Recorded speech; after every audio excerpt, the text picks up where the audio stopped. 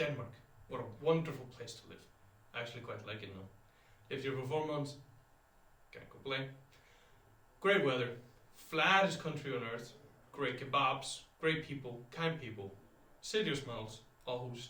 But do they smile though? I don't know. And Copenhagen. Great city. Great kebabs. Royal family. Actually, Margaret, kind of a king. You say she's not cool, they will argue with you. But there are a few things that I find funny about Denmark. And these are the things I've learned about Denmark. So tune in for a more relatable video and have a listen. Now let's go into Denmark. The vocabulary. Very chaotic and confusing concept of a vocabulary. I don't think it qualifies as a vocabulary at all. Now, for instance, they don't say the R's and they don't say the D's in the end of words. Why? I ask myself this question every night. I don't understand why not. Because you have the letters there. Why not say these letters, right? Well, of course, everywhere, every language has silent letters, but Denmark is the cherry on top of silent letters. For instance, if you take the word Denmark, they just say Denmark. If we're taking history into this, they used to say the letter R, but not anymore. I think they've gotten quite lazy with the vocabulary. Now they just don't say the letter R when they used to do it. They used to say the letter D in the end of words, which they don't anymore. They're getting lazy. And I think in a few years we're going to see a whole new Denmark, or Enmark, with no D. But the D will still be in the word, I think. And it's a quite weird concept of vocabulary, since you don't say these letters at all.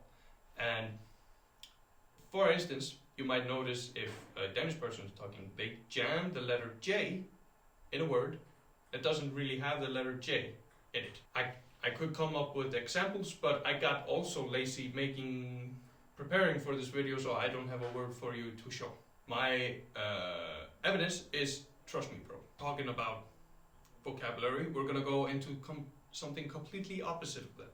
We're gonna go into mountains, because you know Denmark is a quite flat country. It doesn't really have any mountains or stuff. They have hills, but they consider them as mountains, but no, they're not mountains, they're hills. The biggest mountain in Denmark is 170 meters tall, and its name is Himmelbjerg. I think I'm saying that correctly. The tallest mountain is 170 meters, and you could make fun of them for not having any mountains at all, but they don't really care. They don't care for mountains. They don't walk up them, so why should they care? It's like, oh wow, you don't have any deers, and we're like, no, what does that matter? You know, it doesn't matter to them because they don't have any of them. And quite frankly, they're quite scared of mountains, I'm beginning to think. For example, if you're with Danish people and you're walking somewhere and you could walk up the hill in front of you and be at your destination in 2 minutes. Or you could go around the hill and be there in 7 minutes. Now, well, the Danish people will walk around the hill because they don't like walking up the hill or down the hill. They will just walk around it. They will avoid it every time. If you want to scare a Danish person, you'll probably show them a picture of mountains. Well, we have a mountain here at the school, named Salhøj, and it's not that tall. You could be up there in 3 to 4 minutes. That is really astonishing to them. They're really proud of themselves when they get up to the mountain, and it's just very fun to see because they're like, oh yeah. Now let's go over some sentences that Danish people say in English. Now I had people from the school say some sentences, but it was really one. They all thought they were saying a different sentence, but they actually said the same one. That sentence is quite funny actually. I have an idea. I have an idea. I have an idea. I have an idea. I have an idea. I have an idea. I have an idea. I have an idea. I have an idea. I have an idea! I have an idea. I have an idea. Now, you're probably thinking to yourself like, what's so funny about that? I have an idea?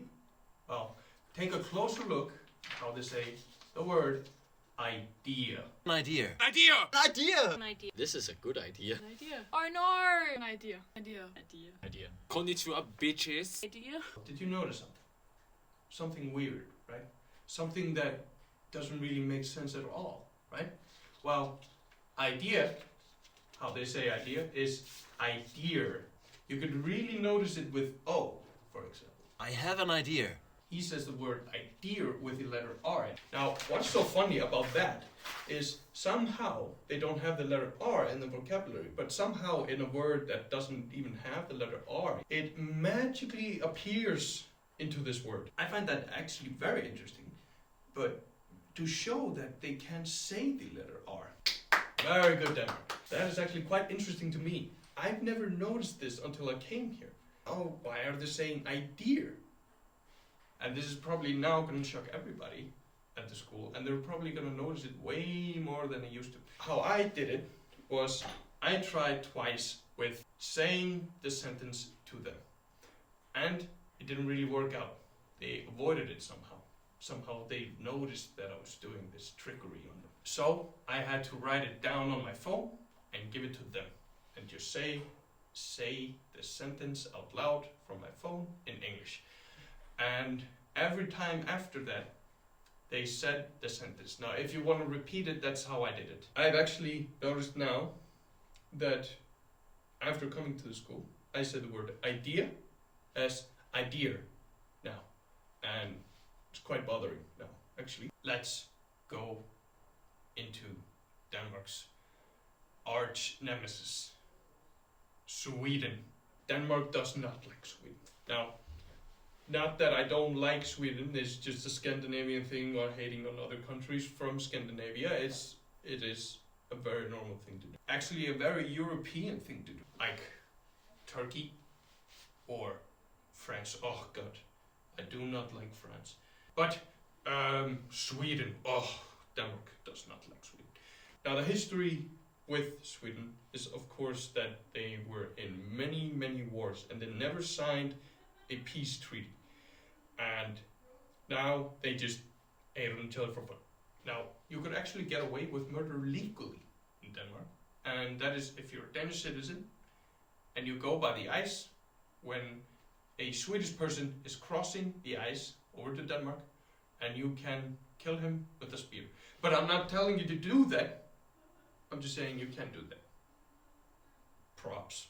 The last thing I want to really go over is hyggelig. Hyggelig. Hyggelig. Wait, what is it? Hyggelig. I think. Hyggelig. Yeah, hyggelig. I'm just gonna say that. Hyggelig. They love the word hyggelig. Now, for instance, we were in Rome with Danish people, and the teacher was like a tour guide, and he was just like, "Oh, we're gonna go there. It's very hyggelig," and everybody's just like, "Oh, hyggelig." They love the word hyggelig. They love being cozy. Hyggelig is just cozy, and they love it. They love having cozy. If I became president of Denmark, now that is saying that if Denmark ruled against the royal family, they didn't want them anymore, and they wanted something new, and they wanted to go by the president system. If I was applying for president, my slogan would be, "Make Denmark hyggelig again." And I think everybody would vote on that, because they're like, "Oh, when he's going to make Denmark hyggelig again." It's like America with making America great again, but it's like Denmark with making Denmark hyggelig again. Oh, they love hyggelig. I wonder if people from Denmark say hyggelig during sex. I think they're like, "Oh, du er så hyggelig. How was it with him? Oh, det kindlig var så hyggelig. Den penis er så hyggelig." I quite would be sad if they don't say it during sex. But anyway, that's all I've learned about Denmark now. Actually, there's one more thing. Kebabs. Oh, Denmark has really good kebabs. I don't understand why Denmark gets to have all the good kebabs. Kebabs are great. If you go anywhere in Denmark, or in Berlin, but we're taking Denmark for example, so we're gonna say Denmark. If you would go anywhere in Denmark to a kebab place, 10 out of 10, it's gonna be fucking great. It's gonna be so good. Please, Denmark, share with the world of kebab places. You have way too many now. there are more people that need Denmark kebabs. So please give up some kebabs, please. Anyway, I think that's it. That's really everything I've learned about Denmark. Next up, Ramadan in Copenhagen, techno style. Hope you enjoyed this. And,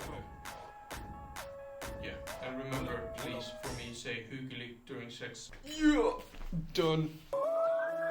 Slappa emot, hört om en dröm. Tjofi dit, tjofi det. Helvete hon i Montana. Good ping pong as a taker. Yes, take two. Take two. Ah, fucking Denmark. Ah, fuck.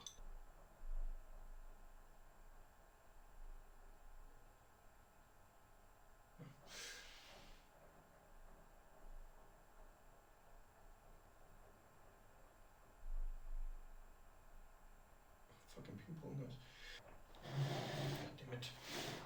Fucking ping pong balls.